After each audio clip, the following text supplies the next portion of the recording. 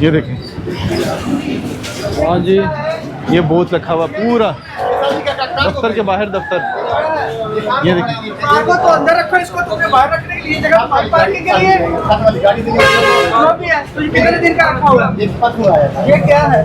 सब लगे हैं बर्तन का क्या होता है? ये तो शोर है, लोग यहाँ पर हैं। ये देखिए, ये कह रहा था जी कि ये वैसे ही खाली करके रखा हुआ है, लेकिन इसके अंदर बाकायदा लोग बैठते हैं और खाते पीते हैं। इसको 5000 फाइन करो और 2 दिन के अंदर अगर ये यहाँ से रिमूव ना हो तो इस बंदे को अरेस्ट करना। 5000 अभी इसको फाइन करो। ठीक है जी, 5000 रुपये इसको जुर्माना हुआ है, और 2 दिन के अंदर अगर इसने ये बूथ ना उठाया तो इसको 5000 रुपये जुर्माना होगा।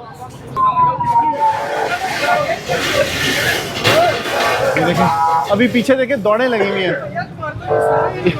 ये पीछे देखिए, दौड़ें लगी हुई हैं पीछे, सामान लोग पीछे कर रहे हैं। ये देखिए, तो सारा ये कब्जा किया हुआ है तुमने। ये देखिए सारा कब्जा किया हुआ है। और ये दुकान नहीं है, एक बाहर बनाया हुआ है इसने छोटा सा खोखा शटर के बाहर,